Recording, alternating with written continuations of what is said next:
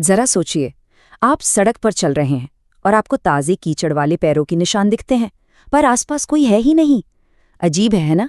आज हम ऐसी एक कमाल की कहानी देखने वाले हैं जिसका नाम है फुटप्रिंट्स विदाउट फीट। और ये कहानी ना एक बहुत ही मजेदार सवाल से शुरू होती है। क्या कोई इंसान सच में गायब हो सकता है, इनविजिबल? चलिए इस कहानी के साथ मिलकर इस सवाल का जवाब ढूंढते हैं। तो कहानी शुरू होती है लंदन की एक बहुत बिजी गली से। वहाँ दो लड़के हैं और उनकी नज़र अचानक एक ऐसी चीज पर पड़ती है जो उन्हें हैरान कर देती है। उन्हें ताजे ताजे कीचड़ से सने पैरों के निशान दिखते हैं। पर सवाल ये है कि ये निशान बना कौन रहा है?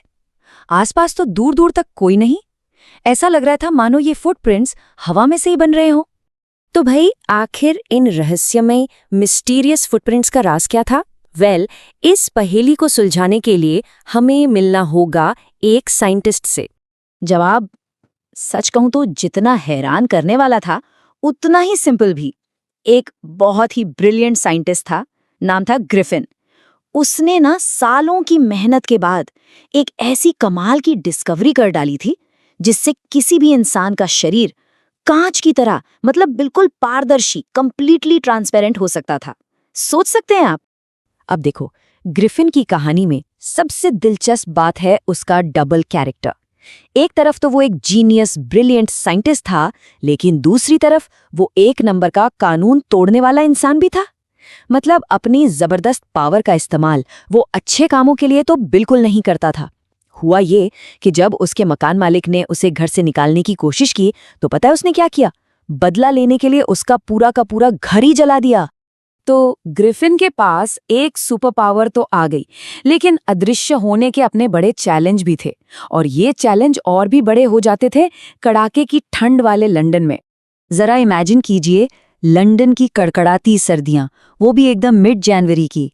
शरीर पर एक भी कपड़ा नहीं और जेब में फूटी कौड़ी भी नहीं। ऐसी हालत में भला कोई अदृश्य आदमी कैसे जिंदा रहेगा? सवाल तो बड़ा था। अब इस जानलेवा ठंड से बचने के लिए ग्रिफिन ने एक तरकीब निकाली। वो चुपके से एक बड़े से लंदन स्टोर में घुस गया। जैसे ही स्टोर बंद हुआ, भाई उसकी तो पार्टी शुरू हो गई। उसने पेट भरकर खाना खाया, वाइन पी और गर्मा गर्म कपड़े भी पहन लिए। कुछ देर के लिए वो फिर से एक नॉर्मल दिखने वाला इंसान बन गया था। उसे लगा चलो भाई अब सारी मुश्किलें खत्म। लेकिन ये खुशी ज्यादा देर टिकने वाली नहीं थी।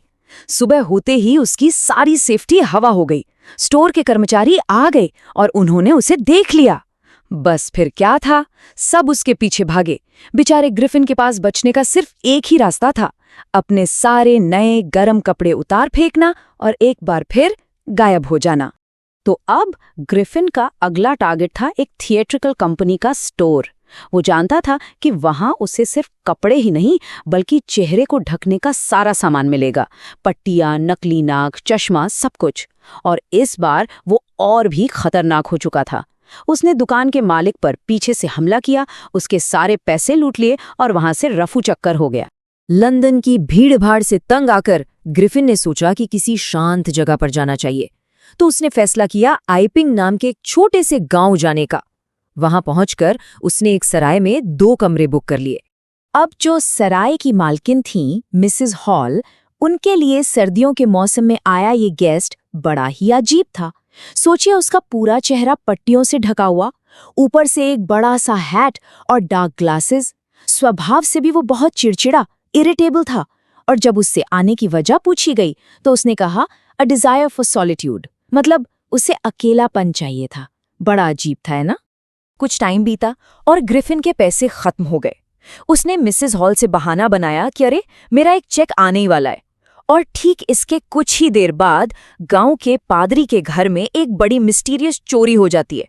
और उसी सुबह साइंटिस्ट का कमरा भी खुला मिलता है, पर अंदर कोई नहीं होता। अब धीरे धीरे कड़ियां जुड़ना शुरू हो रही थीं। और फिर सराय में जो हुआ वो तो और भी ज्यादा अजीब था। अचानक साइंटिस्ट का हैट हवा में उछला और सीधा जाकर मिसेस हॉल के चेहरे पर लगा। इसके बाद तो हद ही हो गई। कमरे की कुर्सी जैसे जिंदा हो गई। वो कुर्सी मिस्टर और मिसेस हॉल की तरफ दौड़ी और उन्हें कमरे से बाहर धकेलकर दरवाजा जोर से बंद कर लिया। बेचारी मिसेस हॉल को तो पक्का यकीन हो गया कि कमरे में जरूर भूतों का साया है। अब तक तो पूरे गांव का शक उस साइंटिस्ट पर गहरा हो चुका था, और अब वक्त आ गया था कहानी के सबसे बड़े क्लाइमैक्स का। अब ये शक एक आमने सामने की लड़ाई में बदलने वाला था।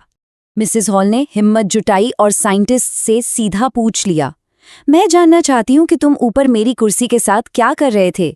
बस ये सुनना था कि ग्रिफिन का जो शॉर्ट टेम्पर था वो भड़क उठा।